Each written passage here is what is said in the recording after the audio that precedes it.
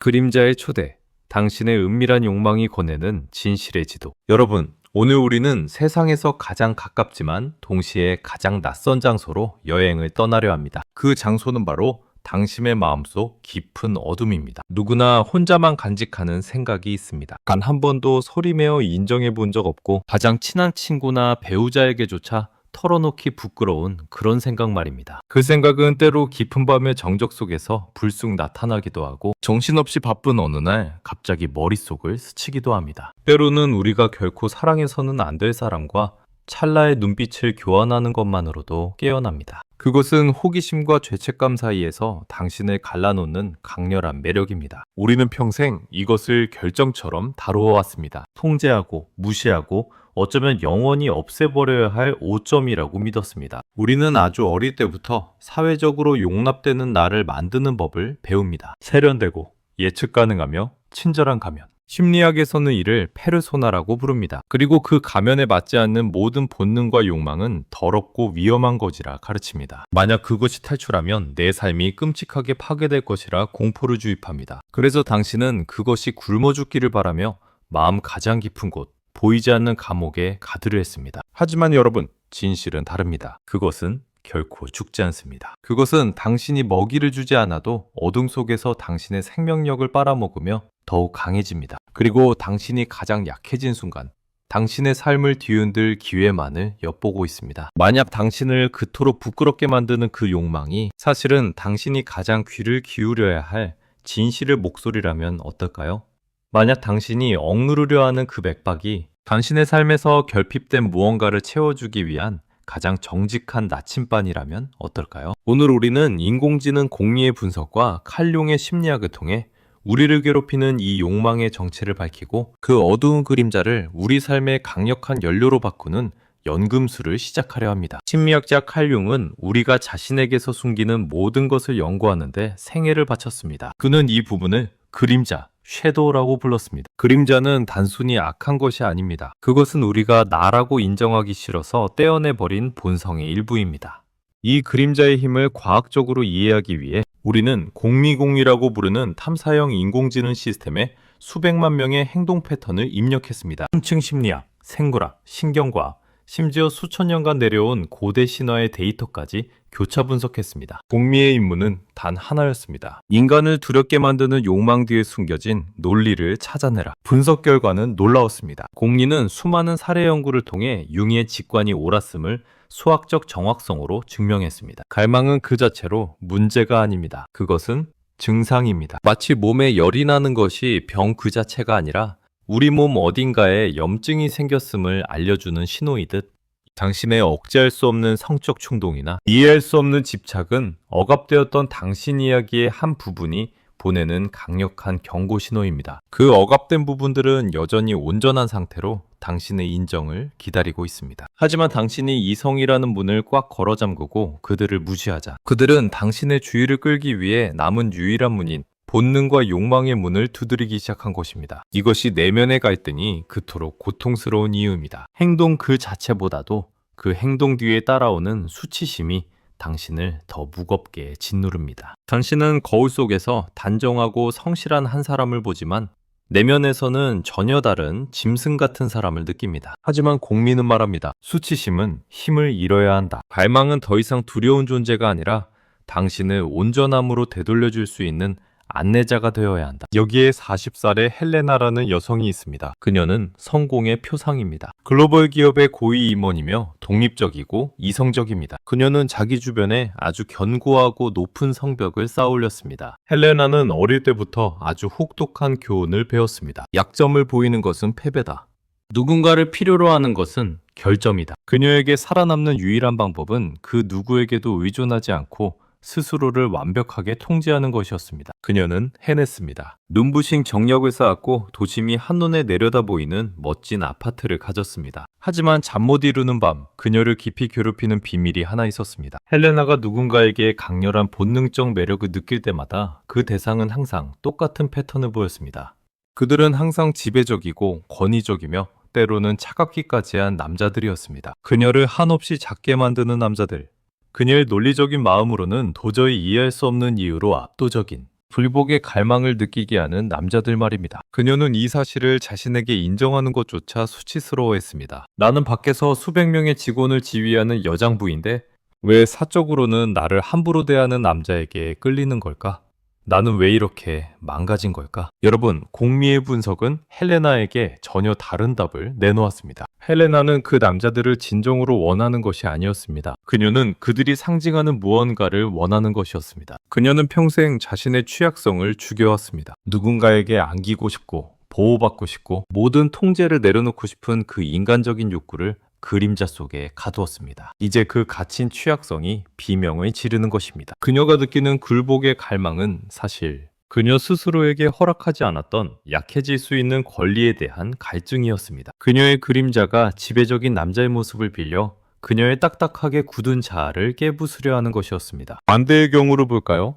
마르코스는 주변에서 모두가 법 없이도 살 사람이라고 칭송하는 좋은 사람입니다. 다정하고 평온하며 갈등을 피하기 위해 늘 먼저 양보하는 중재자입니다. 그는 어릴 때부터 분노는 추한 것이며 공격성을 드러내는 것은 나쁜 짓이라고 배웠습니다. 그는 평생을 착한 아이이자 안전한 남자라는 정체성 위에 쌓아 올렸습니다. 하지만 그에게도 이해할 수 없는 충동이 있었습니다. 그가 강렬한 열정을 느끼는 여자들은 항상 혼란스럽고 예측 불가능하며 불안정하기까지 한 이별이었습니다. 그를 평정심에서 벗어나게 하고 그의 안전지대에서 거칠게 끌어내는 여자들. 그는 왜 자신을 가장 두렵게 하는 대상에게 가장 강하게 끌리는지 알지 못했습니다. 공리는 마르코스의 데이터를 분석하여 이렇게 말했습니다. 마르코스의 가면은 평온과 균형이지만 그의 그림자에는 그가 결코 표현하지 못했던 강렬함, 혼돈, 그리고 공격성이 담겨있다. 마르코스가 끌리는 그 여자들은 그의 실수가 아니었습니다. 그들은 그의 거울이었습니다. 그들이 보여주는 그 미친 듯한 혼돈과 열정은 사실 마르코스가 착한 아이가 되기 위해 제물로 바쳤던 그의 야생성이었습니다. 그의 충동은 외치고 있었습니다. 그만 좀 착해져라.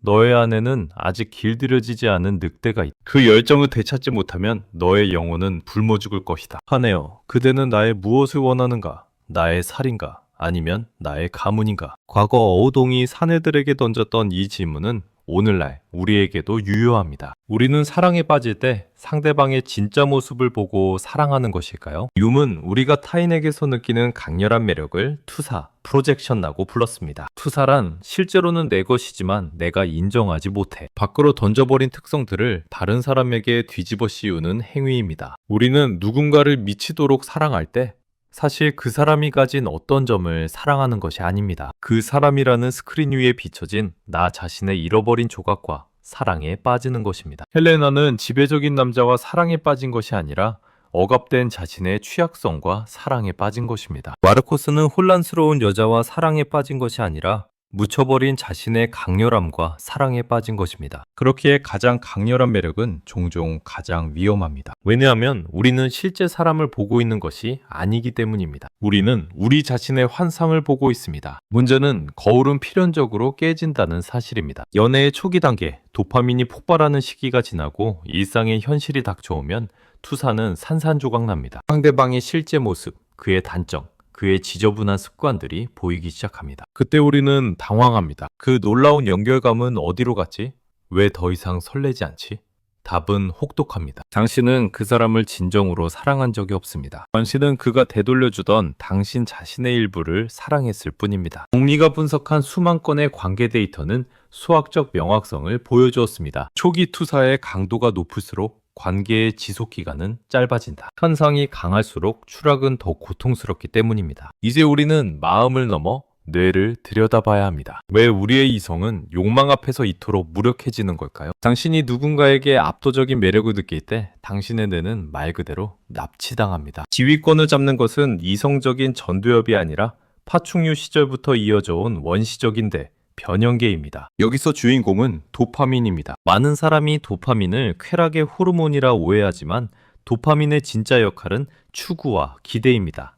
도파민은 당신이 원하는 것을 얻었을 때 방출되는 것이 아니라 그것을 얻기 위해 달려가는 추격 과정에서 미친 듯이 분비됩니다. 갖지 못한 것에 목을 메고 나를 거부하는 사람에게 더 집착하게 되는 것은 당신의 인격이 부족해서가 아닙니다. 도파민 시스템이 그렇게 설계되었기 때문입니다. 당신의 뇌는 그 사람이 대체 불가능한 존재라고 당신을 속입니다. 어떤 논리적인 생각도 도파민의 파도에 익사시켜버립니다. 동시에 세로토닌 수치는 급격히 떨어집니다. 흥미롭게도 사랑에 빠진 사람의 세로토닌 수치는 강박장애 환자와 거의 일치합니다. 당신이 그 사람 생각을 멈출 수 없고 감박적으로 휴대폰 메시지를 확인하는 것은 당신의 의지가 약해서가 아니라 뇌가 강박장애 상태에 빠졌기 때문입니다. 사랑에 빠진 뇌는 코카인 중독자의 뇌와 동일하게 작동합니다. 여러분은 지금 약에 취해 있는 것입니다. 이 상태에서 내리는 모든 중요한 결정들, 결혼을 약속하거나 인생의 경로를 바꾸는 결정들이 나중에 후회로 돌아오는 것은 너무나 당연한 일입니다. 당신은 실제 사람을 본 것이 아니라 뇌가 만들어낸 화학적 신기루를 보았기 때문입니다. 그렇다면 우리는 이 강력한 생물학적 프로그래밍의 노예로 평생 살아야 할까요? 다행히도 우리 뇌에는 가소성이라는 놀라운 능력이 있습니다. 뇌는 고정된 구조가 아닙니다. 모든 생각, 모든 감정, 모든 선택은 당신의 신경 연결을 물리적으로 수정합니다. 숲속에 길을 낼 때 사람들이 자주 지나는 곳은 길이 단단해지고 풀이 자라지 않습니다. 반면 가지 않는 길은 금방 잡초에 덮여 사라집니다. 당신의 뇌회로도 마찬가지입니다. 당신이 당신을 파괴하는 충동에 반복적으로 행동하지 않기로 선택한다면 자극과 반응을 잇는 그 위험한 길은 힘을 잃기 시작합니다. 반대로 비록 처음에는 도파민이 폭발하지 않더라도 건강하고 안정적인 관계에 자신을 노출시킨다면 당신의 뇌는 서서히 재조정됩니다. 불안을 열정이라 착각하던 뇌가 이제는 안정을 즐거움으로 이식하기 시작하는 것입니다. 이것은 매우 느리고 불편한 과정입니다. 즉각적인 만족을 원하는 우리의 현대 문화와 정반대되는 일입니다. 하지만 헬레나가 마침내 안정의 매력을 느끼고 마르코스가 안전한 관계 속에서도 강렬한 열정을 발견하게 되는 이 변화는 절대적으로 가능합니다. 복리는 여기서 매우 중요한 구분을 발견했습니다. 뇌과학에서 원하는 것과 좋아하는 것은 완전히 다른 시스템입니다. 원함, 원팅은 도파민에 의해 움직입니다. 그것은 우리를 추구하게 만드는 엔진입니다. 하지만 즐거움, 라이킹은 엔도르핀과 오피오이드 시스템에 의해 움직입니다. 그것은 우리가 무언가를 실제로 소비할 때 느끼는 만족감과 평온함입니다. 우리는 흔히 내가 강렬하게 원하면 그것을 얻었을 때 엄청나게 즐거울 것이라고 착각합니다. 하지만 현실은 어떻습니까? 그토록 원했던 정복이 끝난 뒤, 혹은 그토록 갈망했던 성적 만남이 끝난 뒤에 밀려오는 그 묘한 공허함을 느껴본 적이 없으신가요? 내가 왜 여기 있지? 내가 원한 게 정말 이거였나? 이것은 원함 시스템이 즐거움 시스템이 줄 수 있는 것보다 훨씬 더 큰 약속을 했기 때문입니다. 당신이 진정으로 찾는 것은 외부의 대상이 있지 않습니다. 할륨은 이를 꿰뚫어 보았습니다. 갈망은 깊은 내면의 필요에 대한 상징으로 외부를 사용한다. 당신은 목이 마른데 밥을 먹고 있는지도 모릅니다. 당신은 특정 사람을 갈망하고 있지만 당신의 영혼이 진짜 필요로 하는 것은 연결이고 인정이며 살아있다는 감각입니다. 그 뒤에 숨은 진짜 필요를 보지 못하고 충동에만 부응한다면 당신은 평생 신기루를 쫓는 갈증에서 벗어날 수 없을 것입니다. 자, 이제 이 모든 지식을 가지고 우리는 무엇을 해야 할까요? 가장 먼저 이해해야 할 것은 당신의 욕망은 결코 문제가 아니었다는 사실입니다. 문제는 그 욕망과 당신의 관계입니다. 대부분의 사람은 두 가지 방식으로 실패합니다. 죄책감으로 충동을 깊숙이 억압하거나 혹은 질문 없이 충동에 휘둘려 행동하거나, 두 경우 모두 욕망이 당신을 지배하고 있다는 점에서는 똑같습니다. 여기에 세 번째 길이 있습니다. 활용이 제시하고 공미가 확인한 길, 바로 의식적인 담아두기, Conscious Containment입니다. 억압은 댐을 건설하고 강물이 없는 척하는 것입니다. 압력은 계속 쌓이다가 어느 날 댐이 터져 모든 것을 파괴합니다. 하지만 담아두기는 다릅니다. 그것은 수력발전소를 짓는 것입니다. 강물이 흐르는 힘을 인정하되 그것이 파괴적으로 흐르지 않게 통제하여 빛의식을 만드는 에너지로 전환하는 것입니다. 다음에 강렬한 충동이 찾아오면 아무것도 하지 마십시오. 행동하지도 말고 억누르지도 마십시오. 그저 관찰하십시오. 그 불편함을 온전히 느껴보십시오. 당신이 그 긴장을 견뎌낼 때마다 그 에너지는 당신의 창의성과 개인적인 힘으로 사용 가능해집니다. 종이와 펜을 드십시오. 당신의 갈망이 마치 살아있는 인격체인 것처럼 그에게 말을 거십시오. 너는 정말 무엇을 원하니? 너는 나에게 어떤 메시지를 주러 왔니? 공리의 분석에 따르면 강박에 이름과 목소리를 부여하는 것만으로도 그 강도는 최대 70%까지 줄어듭니다. 괴물을 정면으로 마주할 때 그것은 더 이상 공포가 아니라 당신이 관리할 수 있는 도구가 됩니다. 당신이 억압했던 공격성은 프로젝트를 완성하는 추진력이 될 것입니다. 당신이 숨겼던 취약성은 타인과 깊게 연결되는 친밀감의 능력이 될 것입니다. 그림자를 제거하려 하지 마십시오. 그것은 당신의 그림자이자 동시에 당신의 가장 큰 자산입니다. 용을 죽이려 하지 마십시오. 용을 길들여 타고 나는 법을 배우십시오. 오늘 긴 시간 동안 우리는 당신의 그림자를 마주해 보았습니다. 당신이 혼자만 간직해온 그 부끄러운 생각들, 이해할 수 없는 집착들, 이제 그것들이 다르게 보이시나요?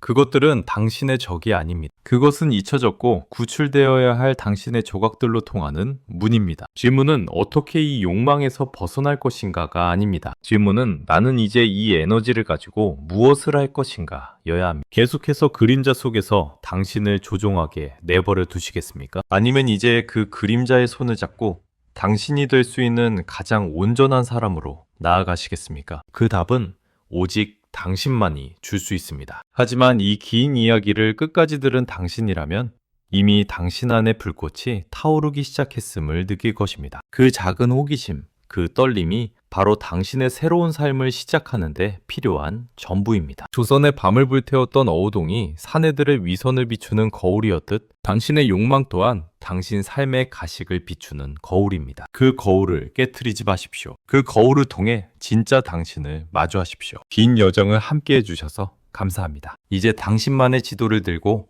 당신의 숲으로 걸어 들어가십시오. 구독과 좋아요는 저희에게 큰 힘이 됩니다.